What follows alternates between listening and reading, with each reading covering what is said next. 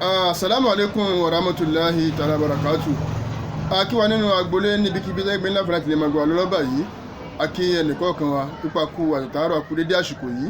Ọlọ́run ọba láàánú kò ní fi wá sílẹ̀. Kí ni a mú wá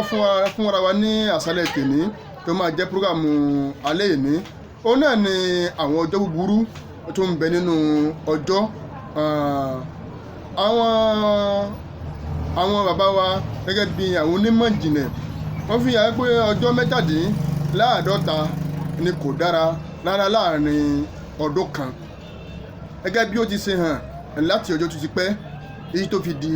àsìkò yìí. Nínú àwọn ọjọ́ tí àkọ́kọ́ nínú àwọn ọjọ́ pábẹ̀ láti January àwọn ọjọ́ burúkú èṣù gbomimu tí ń bẹ nínú oṣù yìí tá a mọ̀ sí January oṣù kìíní, ọjọ́ kìíní, bẹ́ẹ̀ ni ọjọ́ kejì, ọjọ́ kẹfà, ọjọ́ kọkànlá,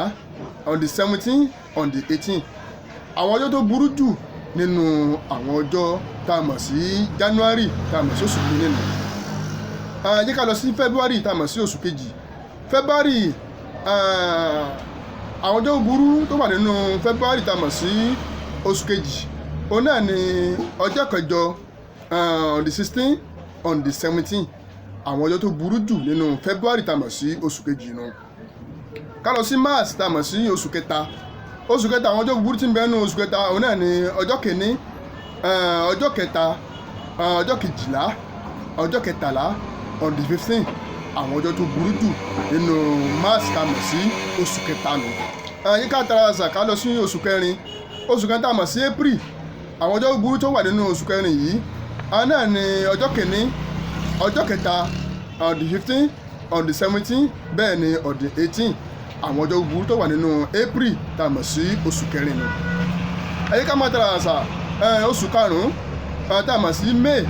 Àwọn ọjọ́ burúkú tó wà nínú May tá a mọ̀ sí oṣù karùn-ún òun náà ni ọjọ́ kẹjọ, ọjọ́ kẹwàá, on the 17, on the 30. Àwọn ọjọ́ burú tó wà nínú May tá a mọ̀ sí oṣù karùn-ún. Ọjọ́ burú ká lọ sí oṣù kẹfà tá a mọ̀ sí June. Ọjọ́ burú tó wà nínú June tá a mọ̀ sí oṣù kẹfà òun náà ni ọjọ́ kìíní, ọjọ́ keje, ọjọ́ kẹwàá. Àwọn ọjọ́ burú tó wà nínú June tá a mọ̀ sí oṣù kẹfà nìyẹn. July, oṣù keje. Àwọn ọjọ́ burú tó wà nínú oṣù keje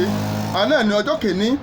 ọjọ́ karùn-ún, ọjọ́ kẹfà. Àwọn ọjọ́ burú tó wà nínú July tá a mọ̀ sí oṣù keje nìyẹn. Ọjọ́ kẹjọ oṣù kẹjọ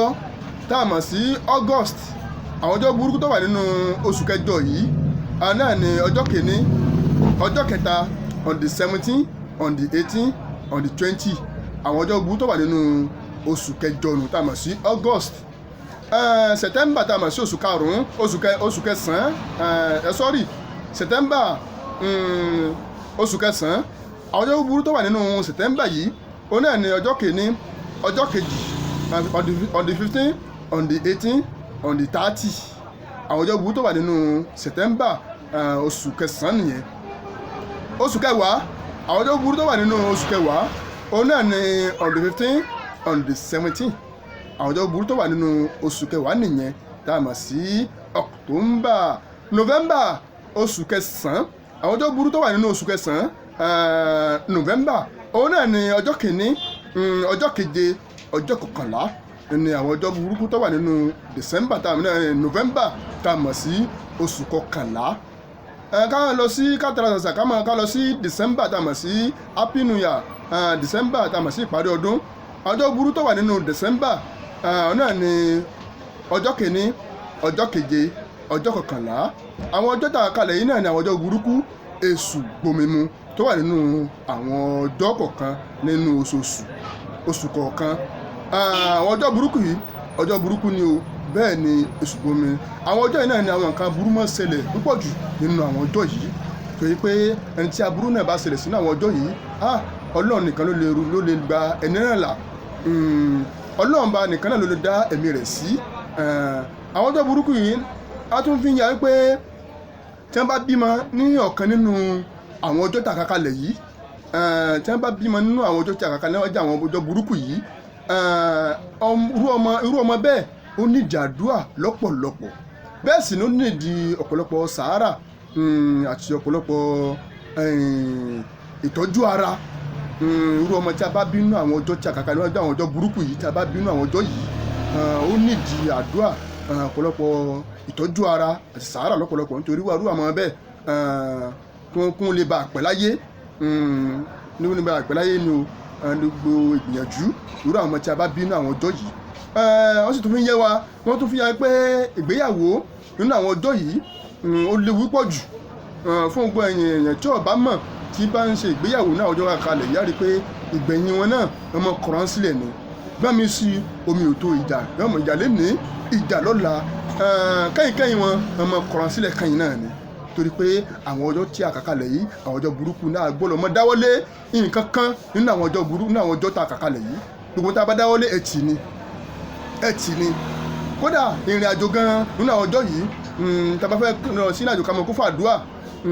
torí pé wọ́n fi ń yà pé nínú àwọn ọjọ́ tá a kà kalẹ̀ yìí kódà ó lè ṣeéṣe kúrò lẹ́nu bẹ́ẹ̀ kọ́ lọ ìpadàbọ̀ rẹ̀ sílé ó lè bí àìsàn fún nígbà tí bá ń padà bọ̀ bóyá ó travel ni àbọ̀lọ́ rajà bì kan ni nínú àjọ burúkú tí a kà kalẹ̀ yìí àbí ó sì lè ṣe ó lè kan jàǹbá burú kan lójú ọ̀nà jàǹbá burú bí ewu ńlá kan ó lè kàn lójú ọ̀nà wọ́n fi ń yé wa pé a gbọ́dọ̀ dáwọ́lé iṣẹ́ kankan nínú àwọn ọjọ́ yìí a gbọ́dọ̀ dáwọ́lé ọjọ́ kankan nínú àwọn ọjọ́ yìí bóyá pé a fẹ́ gbin nǹkan ọ̀gbìn ni bóyá a fẹ́ gbin nǹkan ọ̀gbìn kan bóyá pé a fẹ́ dá oko a gbọ́dọ̀ dáwọ́lé nǹkan kan torí pé tí a bá ní àdáwọ́lé nínú àwọn ọjọ́ burúkú òṣùgbọ́n mi yìí ìpọ́njú ìdààmú yóò pọ̀ jù fún ẹni bẹ́ẹ̀ sì ni gbèsè yóò pọ̀ jù fún olúwa rẹ̀ kò ní nákójọ bẹ́ẹ̀ sì ni gbogbo tí wọ́n bá dáwọ́lé náà gbèsè ni ọmọ bí ṣe ń jẹ gbèsè yóò mọ jẹ gbèsè fún gbèsè ni fún gbogbo àwọn tí wọ́n bá dáwọ́lé tí wọ́n fẹ́ dáwọ́lé ọjà àbí nǹkan ọ̀gbìn ni nǹkan nìkan ni wọn ò ní jèrè àti wọ́n mọ jèrè báyìí wọ́n tún mọ sọ́ọ̀tì ni àwọn kan pọ̀ gẹ́gẹ́ bí àwọn ọjọ́ burúkú tí àkàkalẹ̀ yìí tí ó yẹ kí a máa dáwọ́lé látàrí ohun tí a bá fẹ́ ṣe. òun náà nìyẹn fún gbogbo àwọn olólùfẹ́ wa tí ẹ̀ ń gbé wa ní tìlé tòkó orúkọ mi náà ni Dr. Suleiman Ajíjọlá Nẹ́bì ìlú Côte d'Ivoire la wà yìí lọ́rọ̀ bẹ̀ ìlú Côte d'Ivoire la wà níbẹ̀ ni àgbẹ̀ ń bọ́ lọ́rọ́ báyìí níbẹ̀ làgbẹ̀ ń ṣe láìfù lọ́rọ́ báyìí fún gbẹ̀yìn olólùfẹ́ níbi kí tẹ̀gbẹ́ wà láyìíká ìtì ẹ̀ bá wà nílùú èbó ní Amẹ́ríkà London France ní Nàìjíríà níbi kí ibi tẹ́ ẹ bá láwọn àǹfààní àti lè máa wà ìlú Côte d'Ivoire ìlú Abidjan ni a wà lọ́rọ́ báyìí níbẹ̀ náà ni àgbẹ̀ ń rọ̀jò ọ̀rọ̀ nọ́mbà wa náà nìyẹn fún gbogbo àyẹ̀tí ọba fẹ́ pè wá fáwọn ọjọ́ tá a kalẹ̀ yìí bóyá àwọn kan ní ọfà tó ń ru yín lójú tí a mẹ́nu bà nítorí pé díẹ̀ náà ni àṣàlẹ̀ fúnra níbẹ̀ yaba nípa mọ̀ ṣàlàyé ó dá àní kùn nínú láìfù yìí bọ̀rọ̀ gba nọ́mbà wa pé wa tí a tó bá fẹ́ ní ìbéèrè lọ́tàrí ibo tí a kà kalẹ̀ yìí +225 05 04 36 15 45 45 ẹ̀ka tó wí lẹ́ẹ̀kan sí +225 05 04 36 15 45 nọ́mbà wa náà nìyẹn fún gbogbo bíkíbi tẹ́ bá wà ẹ lè pè wá wa náà lágbè kìí ṣẹlòmíì àwọn àlàyé pọ̀ lọ́kàn òjọ̀kan mẹ́tí a bá nípa mọ́ tẹnu bọ àwọn àlàyé yìí àní sọ́tán ìwọ̀nba díẹ̀ náà ni àṣàlẹ̀ fúnra ẹ máa jí ká máa ṣe pẹ̀lẹ́pẹ̀lẹ́ nínú àwọn ọjọ́ tí a kà kalẹ̀ yìí àwọn ọjọ́ burúkú tí a kà kalẹ̀ ṣùgbọ́n mi ẹ yẹ kí a máa ṣe pẹ̀lẹ́pẹ̀lẹ́ gbogbo tí a bá fẹ́ ṣe a fẹ́ ṣí ilé ṣọ́ọ̀bù ńlá kan ni a fẹ́ ṣí ilé iṣẹ́ ńlá kan ni a fẹ́ dáwọ́lé nǹkan ni àbí nǹkan a fẹ́ ṣe ni ẹ ká lọ wo àwọn ọjọ́ yìí tí ò bá ṣe kùngẹ́ ọjọ́ náà tó bá ṣe kùngẹ́ ọjọ́ náà ẹ ká yí ọjọ́ náà tí ò ní bọ́ sí àwọn ọjọ́ burúkú yìí torí pé àwọn ọjọ́ tá a kalẹ̀ yìí àwọn ọjọ́ burúkú ni àwọn ọjọ́ tí àwọn ẹlẹ́mìí òkun wọ́n ṣe ẹbí wọn ni àwọn ọjọ́ burúkú tó wà nínú gbogbo ọjọ́ nu wọn náà làkàkalẹ̀ yìí salamu alẹ́ orúkọ mi náà ní lẹ́ẹ̀kan sí Dr. Suleiman Ajíjọlá Nẹ́bì ìlú Côte d'Ivoire la wà lọ́lọ́bà yìí ní àdúgbò tí wọ́n ń pè ní Treichville níbẹ̀ ni a wà lọ́lọ́bà yìí mo kí o gbélé o níbi kìí tẹ́ gbélé àǹfààní ìjọba a máa gbẹ́dùn ara wa nínú agbolé yìí bẹ́ẹ̀ sì ni gbẹ̀yìn olólùfẹ́ wa náà abẹ̀yìn ẹ máa subscribe sí orí YouTube wa kí ẹ máa kẹ́ ẹ máa subscribe kí ẹ sì máa bá a tẹ love lọ́pọ̀lọpọ̀ a ní ìdíje gidigidi gan ni àwọn program sì tún bọ̀ lọ́lọ́kan ọ̀jọ̀kan tí ó sì tún máa wáyé tó pé a tún máa rí ọ̀pọ̀lọpọ̀ àwọn ẹ̀kọ́ kọ́ ti àwọn ẹ̀kọ́ ìjìnlẹ̀ àwọn ẹ̀kọ́ tó pé yóò máa ṣe wá ní àǹfààní òun náà ni a máa mú wá sínú ilé agbódo orúkọ mi náà ni Dr. Suleiman Ajijola Nabi assalamu alaikum warahmatullahi ta'ala barakatuh ó dàbọ̀.